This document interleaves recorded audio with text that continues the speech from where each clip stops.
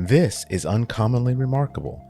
We have surprisingly casual discussions about the lives and notable accomplishments of community leaders, entrepreneurs, and everyday folks like you and me. Think of this podcast as an opportunity to learn something new and to pick up on an entrepreneurial tip or two through open conversation. I'm Artis Beatty. I'm a doctor of optometry and the chief medical officer for My Eye Doctor OD. Though we will inevitably touch on topics within my area of expertise, the opinions and conversations held here are separate from my work with My Eye Doctor. Welcome to the show. What if a glove could restore your grip, relieve pain, and give you back your independence? When engineer and entrepreneur Téa Phillips invented Metaflex, she set out to do exactly that. In this episode, she shares her journey from small town Tennessee to creating a medical device changing lives around the world. Ladies, gentlemen, all you remarkable people, please welcome Téa to the show. Téa, welcome to the show. I'm very excited to have you today. I mean, this is a fantastic product to talk about, an invention for something people really don't always think about. And it's just neat to talk to an inventor. So thank you for joining me and welcome. Oh, thank you for having me, Artis. I'm so excited for the show today. So I always like to start the show by painting the picture of what it is that you do and how this product is really changing the world. So can you talk a little bit about who you are and Metaflex just in general, and we'll go from there. Yeah. So I'm Téa Phillips. I am the inventor of the Metaflex glove and the founder and CEO at ATS Innovations, which is a company I started to sell the Metaflex glove. Metaflex is something that I invented while I was studying engineering at Tennessee Tech University as a way to help people with arthritis manage it at home. I found that compression and strengthening were two of the best things to help manage the disease and, regain hand function and improve that mobility, and that people weren't really doing their strengthening exercises because it's time consuming and you have to remember to do 15 reps of a squeezing something a day. And so I wanted to make that easier, and I made a wearable grip strengthener. So Metaflex is a compression glove that has resistance bands sewn in at the fingertips, and they move through these channels. And then at the back of the hand, they're adjustable with Velcro. So really easy to use. And the bands just work to keep your fingers extended gently or, with more tension, depending on where you set those bands on that Velcro. And the idea is as you're going about your day, you're working against those bands and building your strength. But a lot of people are actually using it at night to stretch their fingers and recover from the day. It also has this really gentle compression, so it's good for improving circulation, which reduces pain and swelling and stiffness. So it's something that I made for arthritis. It's been helping people with carpal tunnel and Dupuytren's and trigger finger and scleroderma and stroke rehab and on and on and on. The list is kind of really growing. It's exciting. And also athletes who are trying to recover or train and hit that next level workout outside of the gym type thing. And then musicians, people who are typing on their computers all day, people who are, handling landscaping equipment or moving heavy things. All of us, like you said earlier, work hard with our hands and don't really think about recovery after that. But it is really important because as you get older and as you're doing these things for a prolonged period of time, you start to develop some hand conditions with the tendons shortening and tightening. So the stretching is important, and losing your grip strength because your hands hurt. So the compression helps with the pain, and then you have the strengthening. So it's been really, really cool journey. That's amazing. I mean, when you think about it, there are a lot of things that we do day to day, even when we're young, that will have implications later in life. And so it kind of moves from being something that I was initially thinking, oh, well, I've got arthritis, I'm going to use this to feel better. But it can also be preventive then in that it can help as a way to help keep those tendons extended and maybe reduce the chances of developing things like carpal tunnel as an example, or helping your hands recover. When I think about people who play piano, people who play guitar, Mm-hmm. people who are doing all of these intricate things, the hands are in a fairly constant type of position. And so it feels like by the description that it could be useful in helping those hands take on their normal posture after they've been doing the work. Yeah, yeah, absolutely. It extends the fingers and brings you back to that normal hand posture, so that you can recover and reduce that swelling, all of those things. And about half of my users actually are sleeping in the glove to like really recover, or if they have problems with their hands closing up at night. Like when I was making this, I talked to my grandmother who had Mm. really severe arthritis. And she said at night she would sleep with a tennis ball in her hands and then a sock over top so she wouldn't drop it. And that was to prevent waking up with her hand in a fist. It's really common with a bunch of different hand conditions. So you could wear Metaflex at night, which has that gentle compression for the stiffness, and then has the bands that can stretch your fingers out. And people are using that for carpal tunnel and Parkinson's, a wide range of hand conditions. Yeah. And, when I think about people who've had hand injuries as an example, there is considerable therapy that people go through after an injury. One of the things that they do, and I don't know if others have seen them, but like there's sometimes they'll have almost like a cast. It'll have a bunch of rubber bands on it. It'll be pulled back towards the wrist. Yeah. It looks very sci-fi, and that is part of kind of the recovery and therapy, coupled with a lot of anti-inflammatories, pain relievers, trying to get people comfortable as that is happening. And you in your glove kind of take that to a more svelte and useful level so that people who are not in what looks like hand traction can actually get the benefit, which is really pretty cool. Yeah, that was really exciting for me to learn when I was talking to surgeons and therapists, who told me after surgery they would tape someone's hand in like the same way that the Metaflex holds the hand. And so the idea there is if you need that rigidity and that stiffness and that specific material right after surgery, then whenever that comes off, you can use Metaflex to continue that therapy, but with a soft material that's really comfortable. So just throughout the day, you're getting the anti-inflammatory from the compression, which improves Yeah. circulation, and then the positioning with the bands. And so yeah, it was really really cool. When I was making this, I was studying the anatomy of the hand and I was trying to line everything up perfectly. And yeah, so it worked out really really well, beyond just our initial arthritis use case. Well, so you're going to have to tell us a little bit more about how you got here, right? Because you grew up in Tennessee, small Yeah, town. Shelbyville, Tennessee, rural, tiny. But were you from the outset engineering minded, inventing minded, healthcare minded? Like, tell us about Téa. Like, how did you kind of get to the thought process? Oh man, this is what I really want to work on. I never really knew what I wanted to do. Well, I'll take that back. In the beginning, I wanted to act. I really love the theater. I feel like and I love being creative and expressing myself. And so I was really drawn to the theater. And I thought when I graduated high school, I was going to move to LA. And then Amazing. I got into my junior year and I thought, LA is a dangerous place for a young lady. And I don't know if I want, I don't know if I'm going to be fighting for my life to follow this passion. And so I was trying to figure out what I wanted to do. And I've always been good at puzzles, like, and I enjoy problem solving. Math has come easily to me. I think physics is Mm, interesting. So when one of my friends decided to study engineering, and then I was like, he and I like all the same classes. Our brains work very similarly. I'm going to look into this. So I looked into it and I learned about all the disciplines of engineering and mechanical engineering, which is the broadest because I mm. didn't know what I wanted to do.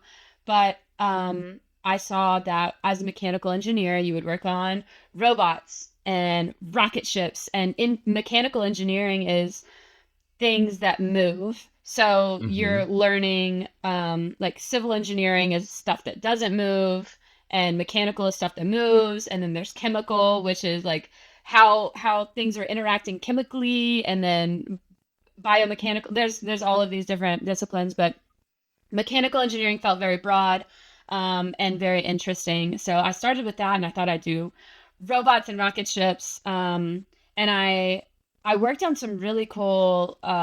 I worked in some really cool places as a contractor for the Department of Defense and the Department Oh, of wow. Energy. And when I was just about to graduate college, right before I went into my senior year, I met my co-founders, and we were in this club called Innovation in Healthcare, which was bringing Okay. engineers and nursing majors and people interested in healthcare together to solve healthcare problems with this engineering type of problem solving, which Oh, is just really wow. methodical problem solving.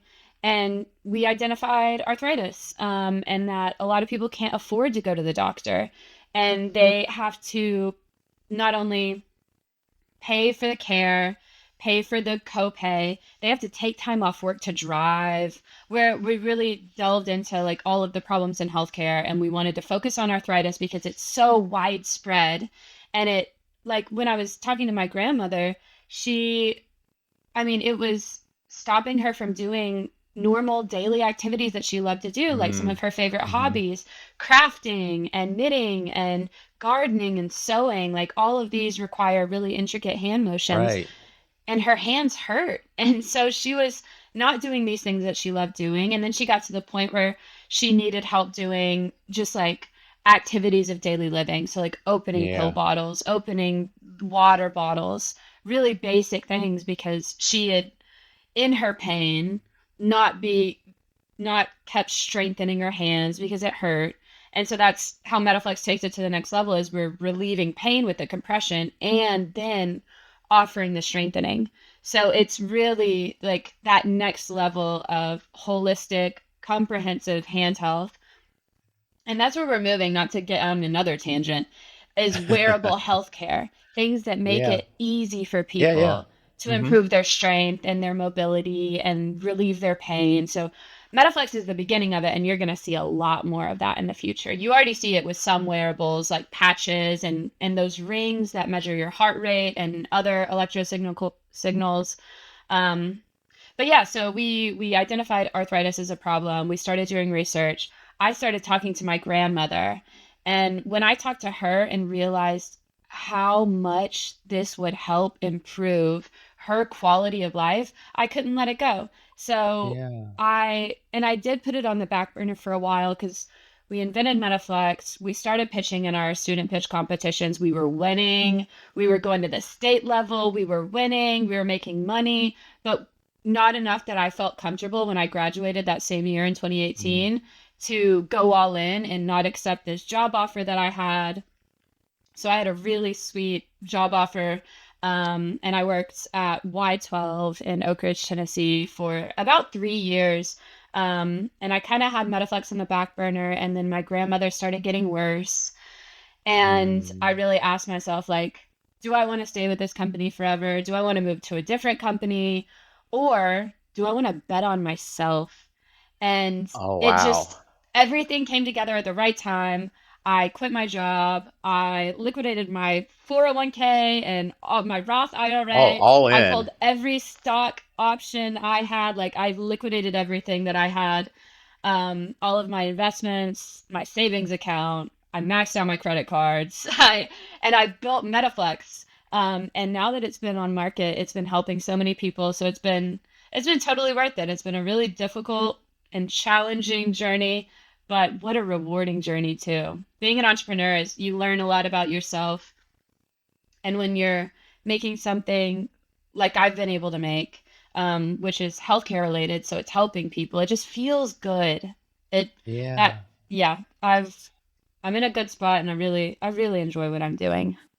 You touched on a couple of things that I think are pieces that people don't necessarily think about. Mm, The first is when you think arthritis and hand health, you don't necessarily think independence. And so, Yeah. you mentioned that your grandmother she wasn't able to do her hobbies, right? The things that she enjoyed doing, but in essence, she was losing her independence as well, because if she can't get into her medications, she can't take care of herself, it becomes very difficult. And so it moves from a product that helps people be comfortable to a product that can really help people be able to just maintain what they do every day to be by themselves and be independent. And, studies show that when people are losing their independence, they lose a lot of other things that go along with it, including just their general health, both physical and mental, when they Yeah, can't do things on their own. And so that's a really, really important thing. it And is. then Yeah. and then, I love the fact that you went all in. You're like, I had this great job. It was pretty good. I was doing that. And then I had to come to the decision, what was I going to do? And you're like, you know what? There's no half here. I'm going to put it all in there. Yeah. Um, what did you learn when you decided you were going to go all in and really start to build Metaflex? I learned that I didn't have enough money. I learned that I didn't have enough money really. And I had all these plans, and I have learned through this process to embrace what others may call failure, but is failure. But it's learning. It's a Hmm. learning opportunity. Like when you're in class and you're working out the problem and you get the answer wrong and then you see, oh, I should have done it this way. That isn't you failed, that's learning. And so I think once we get out of school and we get into life, people are scared of failure. And it is Hmm. scary. You take it personally and you're like, "Oh no, I failed." But it's a learning opportunity. So I've learned to embrace learning opportunities, and I've learned to move really fast Hmm. and really strategically and keep notes on what I did and how it came out. Um, so it's been awesome. So I quit my job and I thought I had enough money and I thought I have a patent. I've got this, I've got that. People are gonna invest in me. I was like, it's so like I'm charming. I've got a degree in engineering. I've worked for the government in like really cool ways. I've got a patent. My glove is gonna change people's lives. I'm gonna invest everything I have. And before I run out of money, somebody else is gonna invest in me for sure. Like it'd be so crazy if they did not. Absolutely. I moved in with my parents. I moved in with my cousin. I started finally getting like small business loans. I got some initially, like even before I moved in with my parents, some of my advisors had written me checks to like buy inventory. I was getting started. Oh, wow. But you Yeah. need way more money than you think. This is such an expensive process. And I think it's a big problem and a big barrier to innovation. Like the FDA Hmm. fees alone are insane. My glove's a compression glove. I'm like, why do I have to register with the FDA? I'm emailing them. Like, are you for real? Like, class one medical device. Like, this is not gonna hurt anybody. Um, Yeah. but because compression changes the way the body functions, we're registered as a medical device, which is a selling point and it gives some authority to the product and it's nice. But in 2026, the FDA fee just to be a medical device establishment is over $11,000. How Wow. are young innovators, not even young innovators, how are innovators? People in America are not living month to month with an extra $11,000 in their bank account. And that's a yearly Right. fee, but like you get it. You have all of these things come up. The access to capital is such a problem and it's such a barrier to innovation. And the FDA fee needs to come down. That was ridiculous. Last year it was $9,000. The year before that it was $7,000. It's going up. I did the math on average like 22% Oh, every wow. year, which is so ridiculous. They don't do anything but let me put my name on a website. Like I've got all these, my manufacturer's got all these certifications. We follow the rules, but I would have followed the rules without having to pay them $11,000. Well, then let's talk about that process though, because I think that's one that I'm not wholly familiar with as far as Mhm. patents go. So let's start with the patent. So you had the idea, Yeah. and how does one go about getting a patent on an idea? Yeah. And how did you figure out the process? Because it's something that if you're an inventor, inventors out there listening, some of them have notebooks of scribbles that they would love to have go somewhere, but you can't do anything if you want to keep the idea unless you get a patent. Yeah. Yeah. Um, so you need to know a little bit about patent rules. The first thing is if you publicly disclose your invention, you have 12 months to file a patent. Oh, wow. Yeah. Okay. So, number one, don't tell the public if you're not ready to file a patent. Patents are expensive. My first patent, I got very lucky. So, when I won EagleWorks, which is Tennessee Tech's um, student Shark Tank style pitch competition, Okay. in 2018, we won first place and we won biggest social impact award, which was very exciting. That's So pretty we won a cool. little bit of money from that. And we won assistance from a local law firm, an IP law firm, who filed our patent pro bono. And pro bono means they didn't take any money from us. We only paid the filing fees. And the filing fees probably came out, and I don't really remember. It's like a few hundred, probably a few $100s. Generally, when you're filing patents, it's thousands of dollars because Mm-hmm. lawyers' time is very expensive. Mm-hmm. Lawyers are charging you like $200-300 an hour. So you can expect. So my first patent, I got pro bono, and I was very fortunate. My second patent, you have to find an IP attorney. So not every attorney is able to file your patent. That's right. I mean, they can. You can file it without an attorney. Mm-hmm. Um, so, first, with the attorney, find someone who specializes in IP, which is intellectual property. They're going to be the best ones, and they can help you file a patent. So, they're going to make drawings for you and make claims, and you need to review, and you need to think of what if I change this? Am I still covered? What if I change this? Am I still covered? You can file a provisional patent, which is you've got the idea and you haven't worked it all out yet, but you need to get a patent on it. Mm. So you can file a provisional patent and then you have a year, I think, to sort all the little details out. So if you haven't gotten all the little details out, sorted out yet, file a provisional. There's also a utility patent. A utility patent covers the way the thing functions. So, utility patent says this is connected to this, and you move it like this, and this happens. Yeah. Then there's a design patent, which is the way it looks. So, design patent, how it looks, utility patent, how it works. Provisional patent, you can file for either of those, which is before you've worked out all the little details. So my second patent, we got filed, and it was thousands and thousands and tens of thousands of dollars. I probably spent like $15,000. Design patents are cheaper than utility patents because they're less Mm. work. Yeah. My utility patent's like 30 pages. My design patent's like what, 2 pages. It's just like a picture of it that's like this is the Yeah. Yeah. thing. Yeah. Yeah.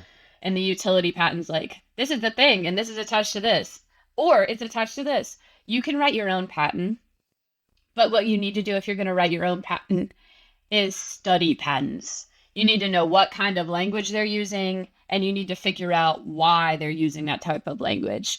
You can absolutely do it without a lawyer, but you need to know that you're taking a risk because you're betting on your understanding of patent law. That's really important because of the fact that first, if you are one of those folks that the public hears your idea before you have the patent, then you are in the hurry because you've got to beat the next inventor to get this patent done, right? You're in a If rush, you yeah. if you miss if you miss some of the important language around protecting the idea, then someone else can say, well, they are doing it this way, but I'm doing it that way, and I am outside of the patent and still Yes. have a similar idea, and that is very bad. And Yes. so, and Yeah. so, and so that your advice, and the thought about having someone who actually understands language around patents is really, really important. But to hear you say that you had to think about, well, what if I change this or what if I change that? Because that's part of it, right? Because you're literally thinking of what someone else might do. And in the case of a really, really good idea, it's what somebody else will do if they can get around your patent to do the idea. If you have a successful product, people will try to get around your patent and it needs to be airtight. Mine is airtight because I have so many ideas and I've been working on this for so long that I've got versions in my notebook that I know nobody's thinking of, and they are covered in my patent over and That's over. Like, amazing.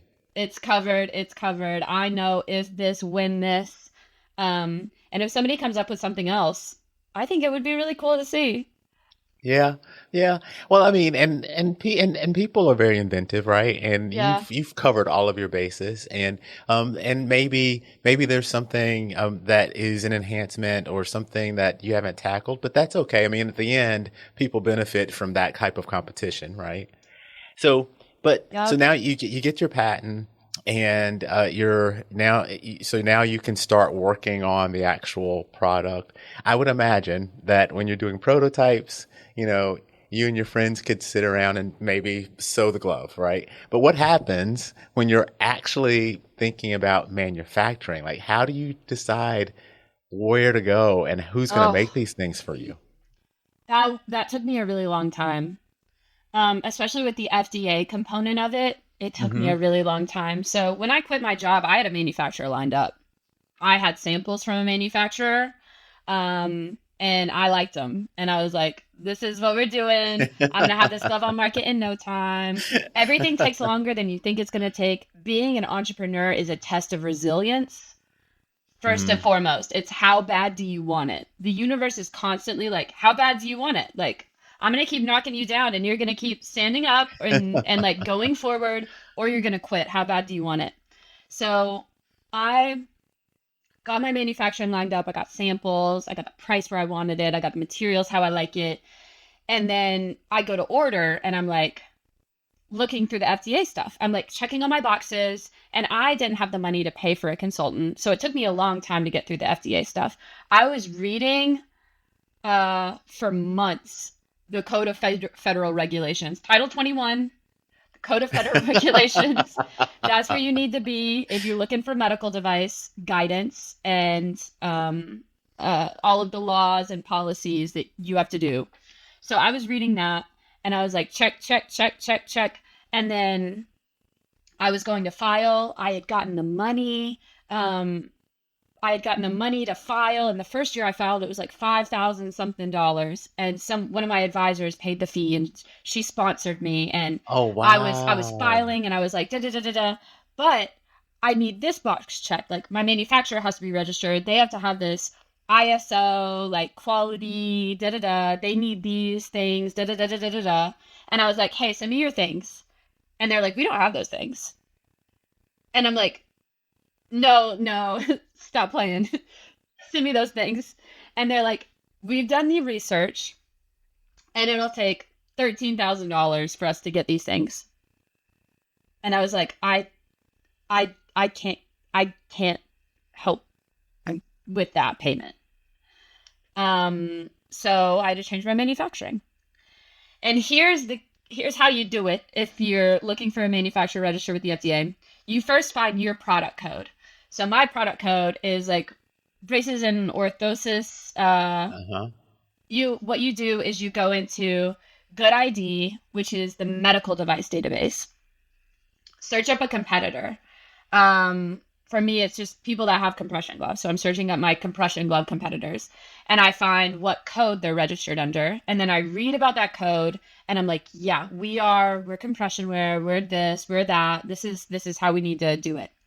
And then you go into the FDA medical device establishment database, two different databases, Mm. medical device and medical device establishment. So then I put in that product code and I'm looking for manufacturers and sub-manufacturers under that product code. And I get a list. And then I go to their websites and I see what kind of work they do and I start calling and I start emailing. And with that method, I found two different manufacturers to make Metaflex. Um, and that's how I found my manufacturing. So go, that's how you do it. That's the secret sauce. Well, that's the thing, right? Like and that's again a learning, right? Because Yeah. you really need to know who's already approved to or already holds those certifications. Start with them and see if you like one of those manufacturers before you have to go and have somebody certified, right? Because I mean, if you've got all the money in the world and you could find a manufacturer you like and get them certified. Process takes a while though, so you're not going to get them certified tomorrow, Mm-mm. and it's going to be expensive. Or you could dig through the databases and find the other folks. And I think, to me, I think that's one of those things that's kind of important for people who are thinking about doing things on their own, is that there's the traditional way, kind of the thing you would think about doing, but it's all these little tips or thoughts that people who have done it before that become really important, right? Because had you had someone who had done that before, they would have told you, wait a minute, go find the database and find somebody first. Yeah, exactly. So it's important to learn from, that's why I'm always reading books. I'm listening to podcasts of people who have built things. And I'm Yeah. like, how did they do it? And you're not going to follow exactly what they did, but there could Hmm. be one little step. It's like, oh, I need to do that. Oh, what a good idea. Yeah, the tips and tricks, right? Tips and tricks. Yeah. So you're on the market. You've helped hundreds of people with the product. What's next for you? More products. More products. So, yeah, I've got a bunch of different versions of Metaflex. We've got one coming out very soon in the next couple months. And then we've got another one coming out at the beginning of next year. And I'm so excited. And these are just little bits that we've gotten customer feedback. They want this feature or they want Hmm. this. And I'm like, okay, done. Da-da-da-da-da. It's so fun to like get this feedback and then invent and just make changes and give the people what they like. So we've got Yeah. we've got new versions of Metaflex coming out. Very exciting stuff, and we're expanding into other countries. So we're blowing up in the U.S. We're doing really well. I think we might even be at thousands of people helped. I got to look at my numbers, but Oh, that's it's amazing. it's That's happening really amazing. fast. People are loving it. I've got reviews on Amazon that call it a miracle that say I can finally sleep at night. I've got people who wear this to sleep every single night and have for 2 years, and they call and text me and they're like, "This has changed my life." So it's making the product better, giving people little bits and features that they want. Like there's always something that someone has this preference of, and I'm testing the market. I'm seeing what other products people would like to Hmm. have. Um, because like I said, the future is wearable tech, wearable health tech. Just helping people live healthier with as little like having to work for it as possible. Um, and yeah, just expanding and growing the team. I've been bringing on some really incredible people. I've been a one woman show for years up until the end of last year. I brought on really my first person that I've like paid, Justin Stair, who's a hand therapist. So he's helping me with, oh, this market, these people also could use Metaflex and like making all of our claims for all of these new markets and getting us Oh, registered yeah. in other countries so we can expand. And then I made my first full-time hire, who's Megan. She's our brand manager, and she is handling like the marketing and the way Metaflex looks in the public because I need to back up and start focusing on the bigger picture. So I'm starting to bring more people onto the team so that we can function as like a Yeah. company, That's and so amazing. it's Yeah. it's really exciting. We're in this high growth stage right now. And if people are now, man, thinking this is a great product, I love the story, Taya's awesome. I really want to understand more about Metaflex. Where do they go? How do they find out more about you? You go to my website. You go to metaflexglove.com. That's METAFLEX glove.com. Sign up for our emails. You can get a discount on gloves. And we sell them really affordably too. Like my whole thing is I want this to be accessible for everybody. So I sell a pair of gloves for $55 and I sell a single glove for $29. So I wanted to make sure that everybody, because I grew up, like we said, in rural Tennessee, Yeah. not great access to healthcare, and watching people that I love because of money and because of stress and because life is hard, not be able to get the care they need. So ATS is absolutely changing that, and we are very affordable. But we also put out a lot of like tips and tricks on different hand conditions and managing those. You can follow us on socials if you just want to keep up with the story and the brand and what we're doing. And it's Metaflex Glove on Instagram and Facebook and TikTok. And if you want us to be on a new social channel, just message me and we can make that happen. We're also on LinkedIn. So ATS Innovations, the company name, on LinkedIn. On LinkedIn. And you can keep up with company updates. I'm also on LinkedIn. I will make sure to put all of those links in the description. So people who are listening, driving, doing other things will be able to go to the description and click the ones that are most important for them. Beautiful. Thank you. I really can't thank you enough. This has been fantastic. I've learned a lot and I'm really, really excited for you and the product. And now my interest is piqued on what are these new things that are going to come out and all the improvements you're making. And so I'm going to keep track of what's going on and maybe we'll get to talk again as the products continue to roll out and you are big and international and I can say, wow, I talked to her when she was launching some of these things. Absolutely. Yes. Let's pick this up later. Sounds good. Well, try and enjoy the rest of your day. And again, thank you so much for spending the time. Thank you for having me. Bye-bye. If you've made it this far, then I have to thank you for your time.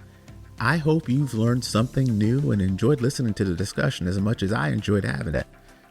I'd love to hear from you about the show because we're working really hard to bring you great content and the feedback really helps us get better.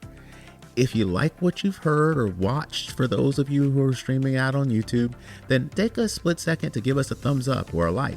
It really helps other people like you find the show too.